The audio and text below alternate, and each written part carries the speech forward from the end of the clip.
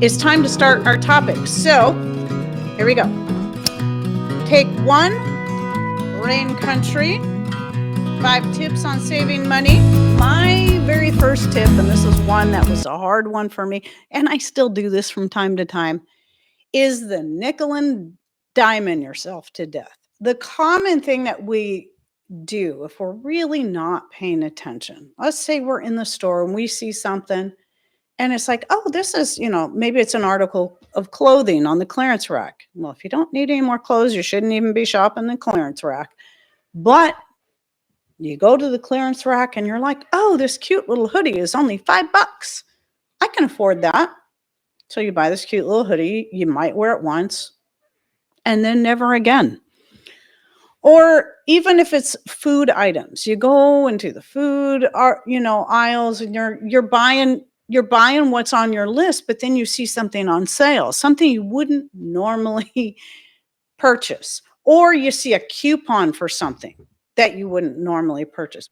Coupons are almost always for prepackaged goods that if you're trying to be more from scratch, natural, that you wouldn't normally buy. I mean, just think about it.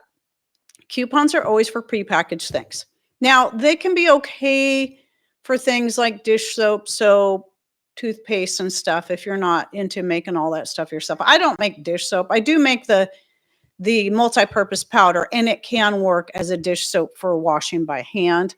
And it works good in the dishwasher, but I still buy dish, like a liquid dish soap. I still prefer it, but I know I can wash with just vinegar or any of this other stuff. I just still like the luxury of the suds. So coupons are typically more useful for a fire starter. Correct.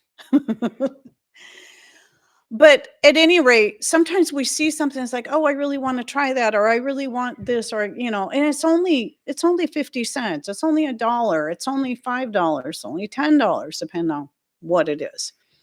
Or, garage sales is another place that I've been guilty of nickel and diming, because it's like you see something, it's like, oh, that's cute. And I will say I have a couple of little just cute decorative, like these little, I should have brought them in here. They're these little jar-like things, or like some kind of pottery with little lids, but they have chickens painted onto them. And they're so cute. Absolutely useless because I can't put any, they're too small to do anything with. They're just cute. So I have them sitting on the windowsill of my kitchen. Did I need them? No, but they're cute. I don't remember what I paid for them, but and I'm not saying that's all bad. Sometimes it's okay sometimes to treat yourself, because it, especially if you've been very, very frugal, right?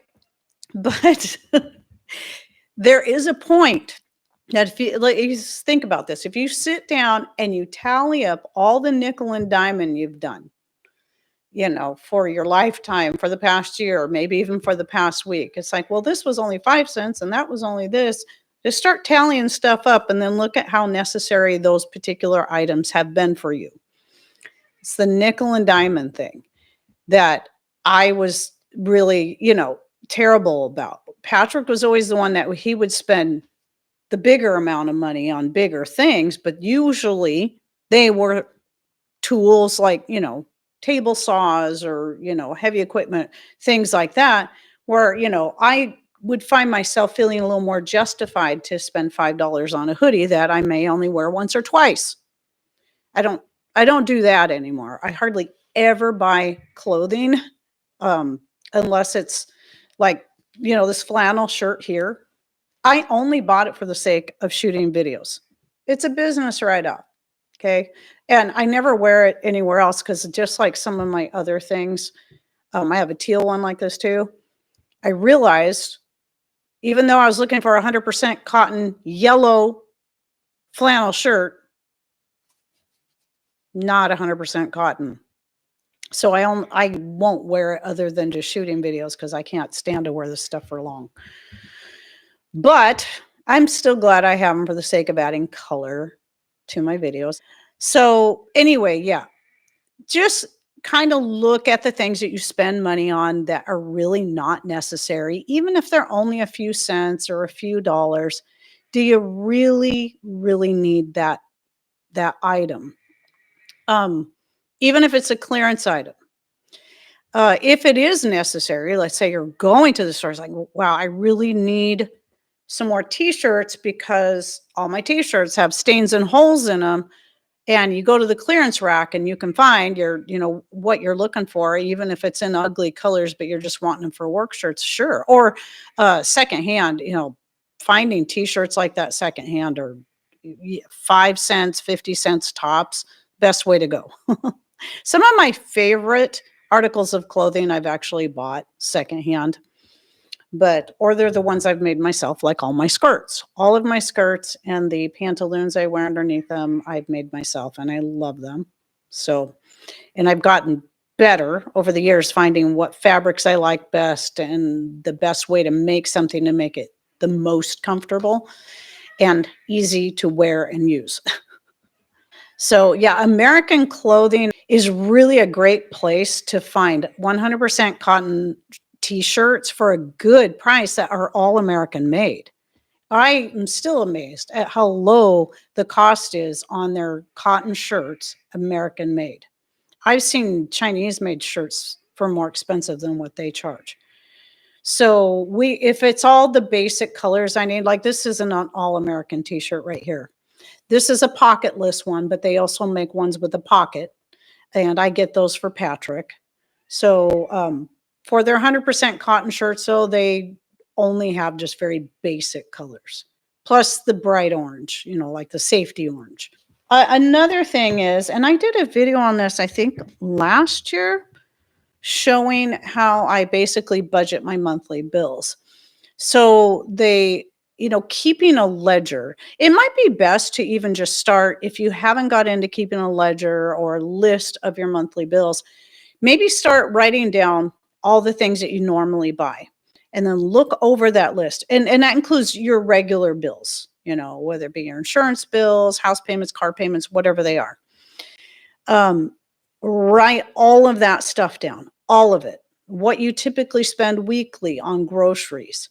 And then look at your list and try to figure out, what can I cut from this list?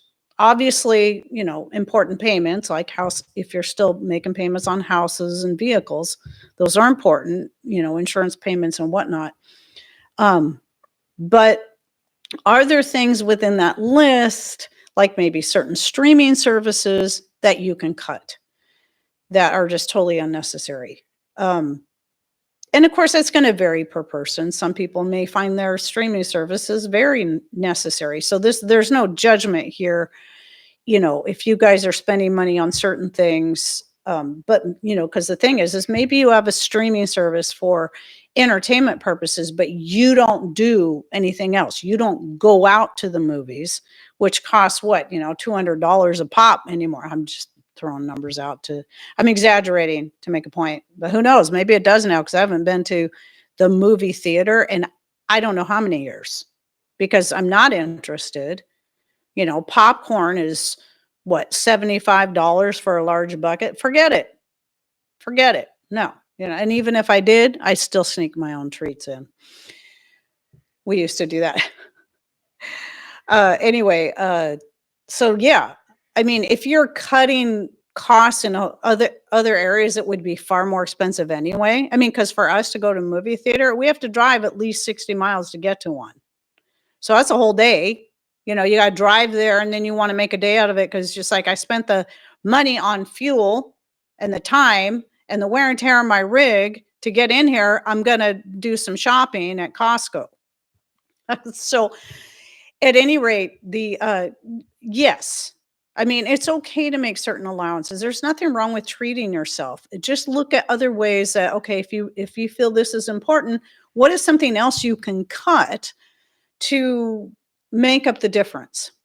So, I got rid of Amazon Prime. I got rid of Netflix a while back. I said, when I filled out I think I told you guys this before, when I filled out the little thing, it's like, why are you leaving? It's like, because this is nothing but trash and it's time to take out the trash. I literally typed that into my reasons why I was getting rid of Netflix. But now for, this actually second month, and I may probably cancel or change it to a year-long subscription. I'm doing the Angel. I'm really liking it. It's nice to actually have clean shows without all the cussing, and a lot of them are inspirational. And they keep having new stuff come out. I was going to try it for a month and decided we'll do one more month. And then maybe I'll cancel it for a while and then come back and renew it and then do for a whole year. I don't know. But at any rate, I don't have all those other subscriptions. But if I had, I could cut the Angel one, right? YouTube is free. There's a lot of stuff on YouTube I can watch if we need entertainment. But right now, that's just a splurge. That's something that I am splurging a little bit on. It's kind of a treat. If you write down a ledger, keep a ledger of your expenses, and then try to narrow that down to just the important things. And what I used to do when I was, before we had, our own food stores, and I was able to order a lot of stuff online, and I was having to go to the store on a regular basis, I would make a budget of how much money I was going to spend at the store that week. And I couldn't go over that. I was very, very strict about that. It didn't matter if it was $25 or $50 or $100. I would not allow myself to go over that budget. I was very, very strict. If I realized, okay, this is going to come to more, something's going back. That's just the way I did it. And there was a time where money was super, super tight. And I had to really narrow that budget, that weekly budget, down to the absolute necessities, like $25 a week. And thankfully, by then, we already had some food storage. We had some money in savings, and we were just doing the best we can to just cut out all of the excess, and do as many things from scratch so that I could get away with doing that. So point number 3. Oh, I already covered point number 3. So 2 and 3 just kind of went together. So you make the ledger. That was number 2 of all your expenses. Number 3 was cut all the unnecessary garbage you don't need. So that was 3. Number 4 was one of the obvious things most of you are already kind of on your way to doing or already doing, is learn how to make, grow, do more things that can cut your outgoing costs. So that would be obviously, cooking and baking from scratch, growing things in your garden, even if it's just starting off with a few culinary herbs, and, learning how to make the other things. Like, making your own laundry detergent is super cheap and super easy. My newest one. Back when I was using my homemade soap and then having to grate it or process it up, I hated that. But making it without the soap and just the 3 simple ingredients of just cheap salt, baking soda, and washing soda. So sodium carbonate and sodium bicarbonate. And salt. The cheapest salt you can find. Just 3 ingredients. Super easy and super cheap. And it works great.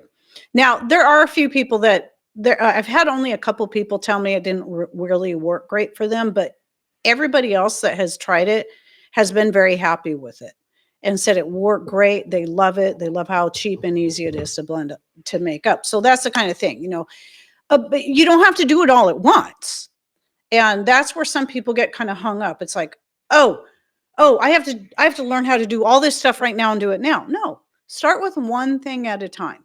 Incorporate one thing at a time. Just like, it's like the garden. I've talked about this before.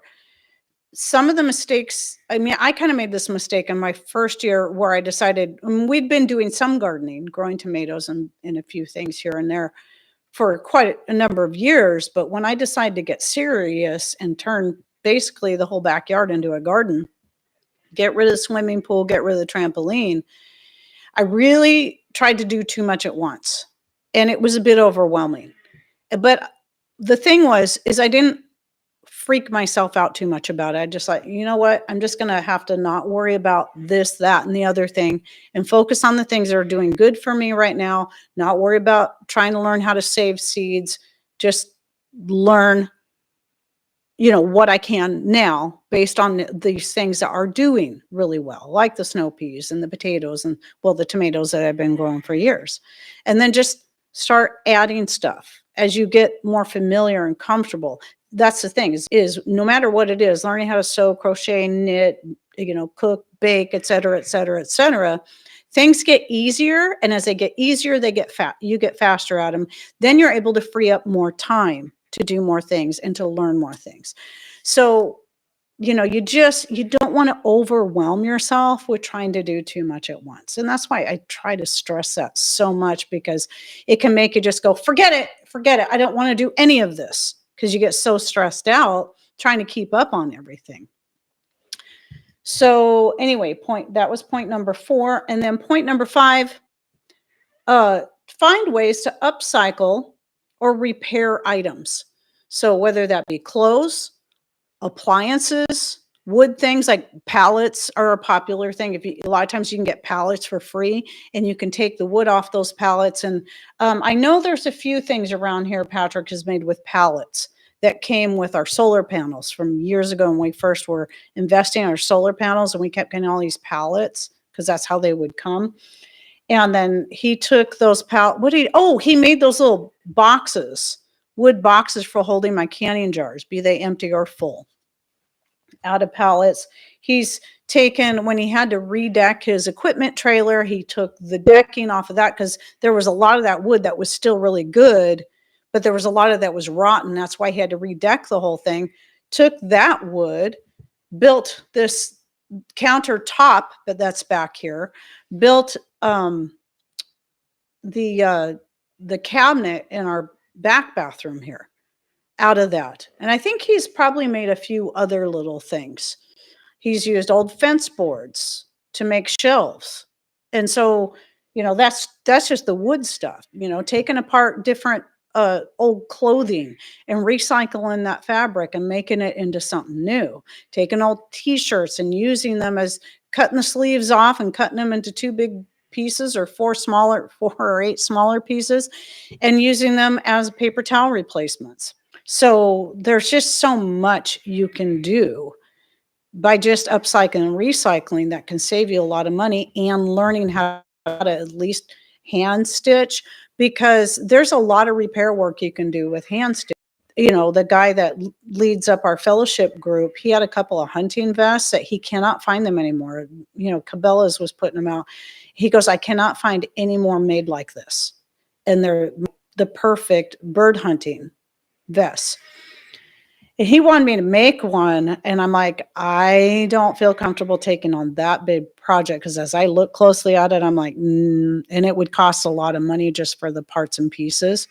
I said, but what I'll do is I'll repair or strengthen up anything that needs fixing. And I thought there was a lot of it I'd be able to do on my machine, until I went to try to do it on my machine and realized that it was just too hard to work around so many of all the little parts and pieces, that most of what I did on his vests was by hand. Most of it was hand stitching. You learn how to do hand stitching. You don't have to use electricity. All you need is a needle thread and maybe a couple of thimbles, and maybe a needle threader, especially if you're older and your eyes are bad. Oh, that reminds me. So a lot of people were talking about how I can't thread a needle anymore, even with my reading glasses on. Well, you can actually and we have one around here. I can't remember why I got it, but it's now out. I got it for myself. It's now out in Patrick's shop. He uses it more than I do. But you can get like a lighted magnifying glass, like the magnifying glass is about that big. And then it's lighted around the outside, and it has a stand, and you can adjust that stand so that you can use that. And you can get pretty high powered ones, and then you can just look through that magnifying glass and use that. That might work better for people than, your standard reading glasses. Because some people were saying, even with a needle threader, where it's got the metal wire, you stick it through the needle, even with that, they were having a hard time. Look up, you can find them on Amazon. We got that one on Amazon, but that particular one is no longer available. I know, because I was going to try to find the link to send to someone. It's like, darn, that one's not available. But yeah, you can do something like that. So But yeah, you start off with hand stitching. I think that, when it comes to any of that kind of stuff, start off with hand stitching, because once you have that down, you can repair pretty much anything. Obviously, for heavier weight things, you just need a thicker thread and fatter needles, stronger needles for handling that. Learning how to change the oil in your vehicles, replace the oil filter, air filter, or even doing minor repairs on your vehicle. There's a lot of repair work that Patrick, he's not a mechanic, but he's done a lot of repair work on all of our different rigs, from the heavy equipment to just our car. He's replaced the window regulator in the car. He's replaced a window regulator in our Toyota truck and in our GMC. Both of those went out. On our GMC pickup, first one, then the other one, he replaced those himself. He's not a mechanic. He's not an auto body kind of person. He just figured it out. And some of it was simply watching YouTube University. Then he can turn around and share what he learned and how he did it with other people. So there's a lot you can do. And I mean, one of the first things I learned to do when I got my first car was how to change the oil and the oil filter and the air filter myself. It's not hard. It's not hard at all. And obviously still got to buy the filters and whatnot. But, that's something else too. This is in regards more to stocking up, but we always keep extra filters and oil on hand. So, if you got to replace something, don't buy just one, buy two for that same vehicle, or three. And especially now, because prices are only going to get higher on that stuff, at least for a while. And so if you get that stuff and have it on hand now you have it ready when you need to change the oil, or the oil filter, or the air filter, or the fuel filter, for that matter. Those usually don't need changed as often, but that can still happen where those need to be changed. So yes, I'm going to get going, and I thank you all for coming in here and just always being so supportive and so fun and putting up with my silliness and my whatever else, my rants that I go on every now and then. And I hope you all have a great and blessed rest of your day. Thanks for coming in. Take care. Love y'all. God bless.